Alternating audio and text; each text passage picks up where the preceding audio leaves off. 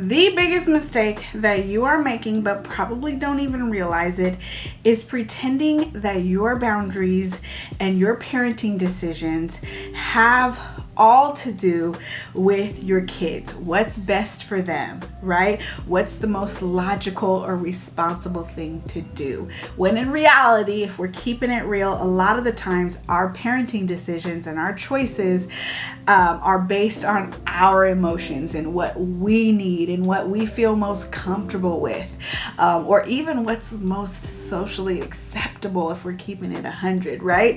And I know it's tempting to fall into the trap of reasoning that our boundaries have more to do with our kid, right? And what they need to be doing, and what's best for them and what they're not doing right.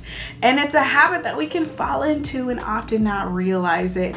And if we're being real, right, if we take a step back and reflect, a lot of the times we'll find that a lot of our parenting decisions, a lot of our boundaries have more to do with us than our kids. And it's nothing to be ashamed of, right? We are human, right? We are not robots in this relationship, right? We have our own emotions. We have our own preferences and needs, and things that we're considering that are going on in the environment simultaneously. And I think that if we are honest with our kids about this, it's actually going to empower them to do the same, to set boundaries, clear boundaries with others. And it's also going to lead to more connection with our kids, right? Because now they feel like, oh, okay, my mom, my dad, my caregiver, whoever, they're being honest with me. They're telling me exactly where they're coming from and why. So in this episode, I'm going to talk about, okay, well, how do we do that? How do we set boundaries in a way that is more honest when it has more to do with us and not them? And we just need to get them to understand that and respect our boundaries. And I'm going to go on a little bit of a rant because the common question that I get when I talk about this is, well, Dr. Jasmine, if I'm honest about my feelings, aren't I going to be raising a people pleaser, right? I don't want my child to feel responsible for my feelings or try to take care of me. I don't want that dynamic. And that is such a good question because we definitely don't want that dynamic. But I'm going to go on a little bit of a rant and talk about why this approach actually empowers our kids and leads to better connection between parents and kids, rather than raising people pleasers. So without further ado, let's just dive in. Hi, hello, and welcome back to my channel. If you are new here, I am Dr. Jasmine. I'm a mom of two with one on the way, and I'm also a clinical psychologist. Around here, we love to talk about all things positive parenting, whether that's positive discipline, potty training, tantrums, aggression, sibling rivalry, and all of the other fun stuff that comes with parenting little ones. So if you are new around here, consider hitting that subscribe button. I'd love to have you join the family. And if you are watching on podcast, I see you. Thank you so much for tuning in every week and leaving a review. That really does help support my channel. So let's just dive in. Before we do though, I just want to give you a free gift because I don't want you to miss it. I just created this free discipline guide called Age Appropriate Discipline for Toddlers and Preschoolers, because one of the most common questions I get is about how do we know as parents if our discipline approach is appropriate based on your child's age and their developmental level. So I break down in the guide 3 important components to positive discipline, as well as a bunch of examples based on your child's age that might work for you. So all you have to do to access the guide is go to themomspsychologist.com/free-guide to snag your free guide. All right, let's dive in. So like I was saying earlier, I often find that when I'm honest with my kids, I'm just going to speak personally for a second. When I am honest with my kids about how I'm feeling and what I need and where I'm coming from, right, in the context of a boundary with them, I find that it leads to greater cooperation. Okay, it actually leads to them actually understanding where I'm coming from and actually wanting to cooperate because they understand on a much deeper level, right? It's not about them and what they're doing wrong. It's more about me and what I need, right? And what's going on in this whole context. It also leads to me feeling better because I feel like I'm being honest with them. I'm being upfront. I'm being transparent, and I'm not just blaming my boundaries on them, right? Oh, well, you just need to do this differently because I said so, right? And this is all about you and what you're doing wrong, right? I, as the parent, feel better because I'm not blaming them. I'm actually being honest with what I need or what I want or what I prefer or what's just gonna work better if I'm being real, right? Also, it gives them permission to be honest as well. So if we think about it, when we're setting boundaries with our kids, we are teaching them how to be in relationship with other people, right? Our kids are going to learn how to set boundaries by watching us set boundaries with them and with other people, right? And so if we remember that, it makes so much sense why we need to be intentional about the ways in which we set boundaries and try to be as honest and transparent as possible. But how do you do this, right? Because there's an art and a little bit of a science to this, right? So how do we do this? How do we approach this? How do we set boundaries in honest ways so that we get better cooperation, better understanding, and better connection with our kids? And in ways that honor what we need while not making our kids feel bad about themselves, right? Or again, making them feel like they now have to take care of us, because we don't want that dynamic at all. So here's how. You want to be honest, but you want to keep it brief as well, right? Brief is better. So you don't want to go on and on and on and on about how you're feeling and start venting to your kids, right? So you want to be honest, but you want to keep it brief, and you want to focus most of what you're saying on the solution, right? What do you need, right? What is the boundary? And get to the point. So you're honest, but you're focused more on the solution rather than the problem. That is very, very important, right? What do you need? How can they change their behavior in a way that works for everyone? Or when can they get their need met? Oftentimes, our kids are asking us for stuff and we're like, oh my God, we can't do that right now, right? That's very inconvenient for me. It's not going to work. So then, when can they get that need met, right? A lot of the times it's about setting concrete plans, right? Not fluffy plans like, okay, later, right? Actually, when? Is it tomorrow? Is it after dinner? Is it after playtime? Is it next week? Do we need to set it, mark it on the calendar, right? When is the plan? And being very concrete with them can go a long way. So instead of saying things like, keep it down, you're being too loud, right? It's, the noise is hurting my ears. This is really getting too much and I can't think clearly, right? You can either be quiet, play quietly at home in the house, or if it makes sense, you can go outside, or you please go to your room and bang those drums, right? Whatever it is. So you're focused more on the solution, but you're also sharing, hey, this noise is making my head hurt, right? It's hard for me to think clearly. It's just too much for me right now. I'm getting overwhelmed. And then you focus on the solution, right? Which is the boundary. And you give them a choice, right? Either you can play quietly or you can go to another place. For example, I'm just using this one example, so this won't work in every context, but I hope that makes sense, right? It's instead of just keep it down, you're being too loud, right? What's wrong with you? You shouldn't do this in the house. To, okay, this is how I'm feeling and this is the boundary and these are your choices. Or here's another one. Okay, along those same lines. Asking, what is wrong with you? Why are you not listening, right? Okay, that's very focused on the child and what they're doing wrong. I want you to try and say things like, I'm getting frustrated. Whew, I am getting frustrated. I'm feeling angry because I feel like we're not working as a team, right? You want X and I want Y, and I'm looking at this objectively, but I'm also getting very frustrated inside. Let me take a step back and think about how we can turn this around. Do you have any ideas? You're being honest about where you're coming from, how you're feeling. You're trying to think objectively about this, and you're also coming from a I want to work as a team, and I think I need to troubleshoot this a little bit more. I think I need to take a step back and think about this. And hey, let me know if you got some ideas, because I would really love your help in this. It's just a great way to just stop, think out loud, and let your child know where you're coming from. Or instead of saying, no, it's not, a good time right now, right? We got to do X, Y, and Z, right? It's not a good time right now.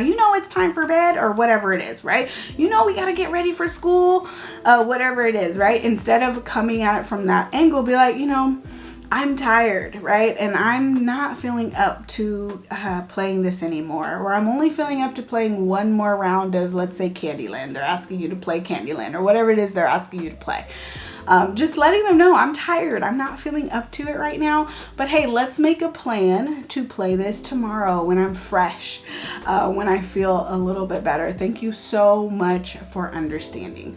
Or, I'm feeling anxious and I'm feeling overwhelmed because I understand you want to play and you want to keep playing, but we've got to get to school and I've got to get to work and I'm getting overwhelmed. Let's make a plan to play this right after school. I would love to play that with you. And then, thank them for understanding, even if they are having a hard time, just really coming from that energy of thank you so much for understanding where I'm coming from. So you see there, I sprinkled in a little bit of a pro tip, but whenever you have to turn your child down, I love to make a plan instead, right? Because nobody likes to constantly feel like they're being turned down, they're hearing no all the time, right? So if it's, your child is asking for more screen time or more playtime with you or more dessert, whatever they're kind of asking for, try to redirect their request and make a plan instead. So let's say they're asking you for more dessert or they want more time in the bath.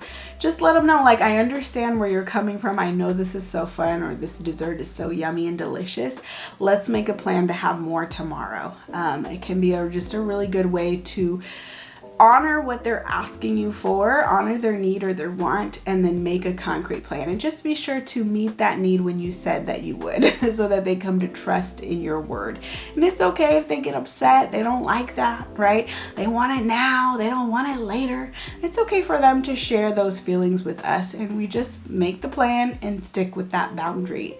Can be just a really great way to honor what they need and redirect the behavior and set a very clear boundary. Now, let's say it's a little bit farther in the future. It's not tomorrow. It's not later in the day. It's a couple of days from now or next week. You do want to give children a visual representation of when that is. So, get your calendar out, have them mark the date of when they're going to get whatever it is with a sticker, or draw in something on that in that box and let them know, okay, today is this day and this is when you're going to get it. And let's every day mark the boxes off of when we can expect whatever it is. Because kids don't have a good concept of time. And if it's too far in the future, they're going to be like, that's forever. That's basically not happening. So you want to let them know in a concrete visual way when to expect whatever it is that they're requesting or asking for. Because in general, going back to boundaries, right? This is all about setting boundaries. Boundaries are a crucial part of any healthy relationship, right? Relationships thrive when there's a good dose of connection and love and intimacy, and also boundaries, right? We can't have one without the other. A form of love is boundaries, and it's such an important part of any healthy relationship. And like I said, our kids are learning from us what it looks like to have a healthy boundary with somebody, right? And so when we model that for them, we are teaching them in the moment. And so when we can confidently assert our boundaries, be honest about our feelings and our needs, we are teaching them to do the same with others, whether that's with us, with their siblings, with their peers, whoever it is, right? We are teaching them and empowering them on how to set healthy boundaries with others. And so a lot of people ask, well, if I'm honest with my kids, aren't I raising a people pleaser, right? Aren't I letting them know that they need to, be responsible for me? And I would say no, as long as you're doing it in an intentional way, right? Because when we are dysregulated and we are able to label our emotions and clearly state how we're going to take care of ourselves, that's the key part here. It's not enough just to label our emotions and leave it at that. We have to also explicitly let our child know, okay, well, what are we doing to take care of our bodies? What are we doing to bring ourselves back down to baseline? And we model that for them in real time. Well, then guess what they're learning? They're learning how to do that for themselves, right? And also when we do this in the moment, we're helping ourselves regulate, right? Instead of showing them that, oh, when we're overwhelmed, we lash out, we say things we don't mean, we yell, we dish out punishments. Instead of doing all that, we actually are honest about how we're feeling, and then we take it upon ourselves and we are responsible for our feelings and we regulate our emotions, and I show you what that looks like in real time. Then they're learning a powerful lesson. But the key here, though, is to show them how you're taking care of them, because you don't want them to feel like, oh, I've got to take care of my mom or my dad. They're just so upset at me, or they're just so upset in general. This is all my fault. Because remember, kids are very egocentric, and a common thing they come to believe is that if there's something that goes wrong in the family, commonly kids will blame themselves because they are so self-focused. Oh, mom did that because I messed up. I'm wrong. Oh, my parents divorced because I'm a bad kid and I messed up that one time. So you don't want them to blame themselves for your feelings or what happens in the family. So you always want to be explicit that, yes, I am frustrated, but I am responsible for my feelings, and I'm responsible for taking care of my feelings and, taking care of my body. And this is how I'm going to do it. The other thing is that people pleasers are raised when our love is conditional, right? When we say, oh, you have to do this, you have to be like this, why aren't you more like her? When we send those messages of our love is based on the type of person that you are, the type of choices that you make, that is a very different message, right? Now, being honest with our feelings and setting boundaries versus blaming them for why the boundary is there in the first place actually does the opposite, right? Because now they're not thinking, oh, there's something wrong with them. They're thinking, oh, I get it. Mom is having this emotion, or this is the context. This is the environment at play. This is what's happening. And this is why there is a boundary, right? It's not because of me and I'm just being too loud and I'm just a bad kid. It's because of X, Y, and Z. Then they're coming to understand the context. They're being able to pick up on social cues and what's appropriate. They're able to understand other people's emotions, including our own, and they're not internalizing that, right? So that actually does the opposite. It makes it about us and not about them. And by doing this, we're showing that we can identify and meet our own needs so that they don't have to, right? This is not about pleasing me. This is not about making me happy. I just need you to know where I'm coming from, and then I'm going to focus on the solution. I'm going to focus on taking care of myself, and I'm going to focus on giving a very clear boundary so that you know what the expectations are. This actually increases trust in the relationship. This actually increases safety in the relationship, right? Rather than raising people pleasers. But again, there's an art and a science to this, okay? So make sure that you are, including the other appropriate things. And just at the end of the day, remember, parenting is all about being in a relationship with our child, and that our relationship with our child is our number one parenting tool. And when we come from that place, everything else kind of falls in line. Everything else kind of makes sense. Now, I did create a free guide for you because I know a lot of the times it's like, okay, well, what do I do if and when they don't cooperate, right? What if I do when there's power struggles? What are my options here? So I did create a free guide that goes over age-appropriate discipline for infants, toddlers, and preschoolers to give you kind of a little bit of a roadmap, some ideas of where to start based on your child's age. I also break down 3 essential components of positive discipline. So to grab your free guide, go to themomspsychologist.com/free-guide. If you're watching on YouTube, all the links will be in the description in the comment section. And again, thank you so much for rocking with me, subscribing, sticking around. Comment down below if you're watching on YouTube. If you have any other questions about discipline really is my jam. It's my happy place. I love to talk about discipline, especially positive discipline. So let me know if you have any other questions related to this topic so that I can continue to make more resources that are helpful for you. And thanks so much if you're listening on the podcast. I see y'all. Thank you so much for leaving a kind review and letting me know how this content, how my information and my work is impacting you and your family. That is it for this episode. I will see you in the next one. Bye.